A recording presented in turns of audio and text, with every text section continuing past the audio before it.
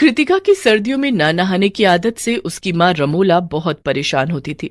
इसी कारण सर्दियां शुरू होते ही रमोला कृतिका को चेतावनी देते हुए कहती है, कृतिका, अगर इस बार भी तूने सर्दियों में ना नहाने का आलस दिखाया ना, तो मैं तुझे घर से बाहर कर दूंगी। पानी बचाने का बहाना लगाकर जो तू ना नहाने की कामचोरी करती है ना, वो बहाना तेरा अब नहीं चलेगा। माँ, मुझे तो लगता है मैं आपकी सगी बेटी ही नहीं हूँ, इसीलिए आप मुझ पर सर्दी में नहाने का अत्याचार करती हो।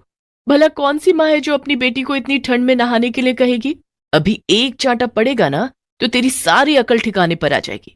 ठंड में ना नहाने का अंतर 1-2 दिन का होता है, महीने भर का नहीं। अच्छा, अब बस भी करो माँ, अभी सर्दियां आई नहीं है, जब आएंगी तब कहना। खैर, अब मैं नहाने जा रही हूँ। कृतिका अपने कमरे में बने अटैच्ड बाथरूम में नहाने के लिए चली जाती है और कुछ देर बाद, वाह यार, नहाने के बाद जो सुकून मिलता है ना, उसकी बात ही अलग है। लेकिन सर्दियों में यही सुकून सजा बन जाता है। मुझे तो अभी से सर्दियों के बारे में सोचकर ठंड लग रही है। फिर कृतिका जल्दी से तैयार होकर कॉलेज के लिए निकल जाती है। ऐसे ही कुछ दिन बीत जाते हैं। फिर दिसंबर का महीना शुरू हो जाता है। अरे ओ नालायक, अब उठ भी जा। मैंने तेरे नहाने का पानी गर्म कर दिया है, जल्दी से उठकर नहा ले, वरना कॉलेज के लिए देर हो जाएगी। हे भगवान, कॉलेज वाले सर्दियों में 2-3 महीने के लिए कॉलेज बंद क्यों नहीं कर देते? ऊपर से ये मेरी माँ हाथ धोकर मेरे नहाने के पीछे पड़ी रहती है। तभी वहां रमोला आ जाती है। उसकी रजाई खींचते हुए कहती है, तुझे सुनाई नहीं दे रहा? कब से आवाज दे रही हूँ? जल्दी से उठ जा, नहा ले, पानी ठंडा हो जाएगा। इसके बाद कृतिका बुरा सा मुंह बनाकर बाथरूम में चली जाती है। तभी उसे एक तरकीब सूझती है और वो बाल्टी का सारा पानी जमीन पर गिरा देती है और नहाने का ड्रामा करते हुए कहती है, ओह माँ, मेरी माँ, कितनी ठंड है, कितनी ठंड लग रही है नहाते हुए। तभी बाहर खड़ी रमोला सब सुन रही होती है और जोर से चिल्लाते हुए कहती है, अरे बेवकूफ लड़की, नहाना नहीं था तो पानी तो रहने देती, सारा का सारा पानी जमीन पर गिरा दिया। बेवकूफ, कम से कम मेरे नहाने के ही काम आ जाता, लेकिन नहीं, मैडम को तो ड्रामा करना है नहाने का। यार, ये मेरी माँ भी ना किसी डिटेक्टिव की तरह है जो हर टाइम मेरी जासूसी करती है। चलो, अब जब उनको पता चल ही गया है कि मैं नहीं नहाई हूं, तो कृतिका बेटा 2 छींटे मार ले मुंह पर पानी के और चल बाहर। कृतिका बिना नहाए ही तैयार होकर ढेर सारा परफ्यूम छिड़क लेती है। नहाने से तो तेरा कोई लेना देना है नहीं, बस ये बाल्टी भर के परफ्यूम छिड़क लो और ना नहाने की बदबू से बच जाओ। अब बस भी करो माँ, प्लीज दोबारा अपना लेक्चर शुरू मत कर देना। वैसे भी कॉलेज जाकर मुझे अपने प्रोफेसर का लेक्चर अटेंड करना है। वो इतना कह ही रही थी कि तभी घर के बाहर हॉर्न की आवाज सुनाई देती है।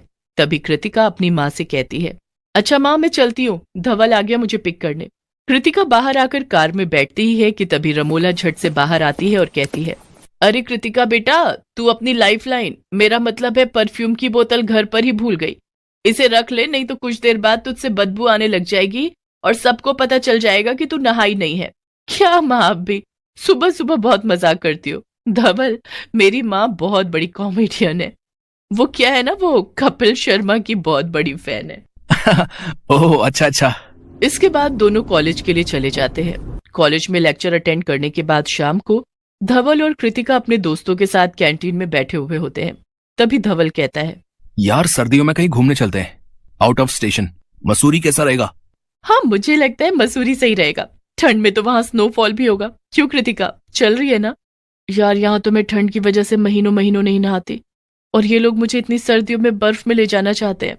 वहां तो मेरी कुल्फी जम जाएगी। अरे कृतिका, कितना सोच रही हो? अब ये सब सोचना वोचना बंद करो और चुपचाप हाँ कर दो। हाँ ठीक है, अब तुम सब इतना फोर्स कर ही रहे हो तो चलती हूँ। मेरी कार में हम सब मसूरी चलेंगे। तो ठीक है, नेक्स्ट वीक चलते हैं। होटल की बुकिंग मैं कर दूंगा, तुम सब अपनी पैकिंग कर लेना। शाम को घर आकर कृतिका अपनी माँ को घूमने के प्लान के बारे में बताती है। बेटी, मेरी मान तो तू ट्रिप पर मत ही जा। अगर सबको तेरी सर्दियों में ना नहाने के टैलेंट के बारे में पता चल गया ना, तो सोच तेरी कितनी इंसल्ट होगी। अरे मेरी माँ, तुम मेरी चिंता मत करो, आप ही बहुत हो मेरी इंसल्ट करने के लिए। औरों की बेइज्जती की मुझे जरूरत भी नहीं है। और रही मेरी नहाने की बात, तो आप चिंता मत करो, मैं वहां जाकर नहा लूंगी। ठीक है, फिर जैसी तेरी मर्जी। देखते ही देखते अगला हफ्ता भी गुजर जाता है। कृतिका, तूने अपना परफ्यूम तो रख लिया ना? मैं तो कहती हूँ 4-5 बोतल ले जा, कहीं खत्म हो गया तो? सर्दियों में तो तेरा वही एक सहारा है।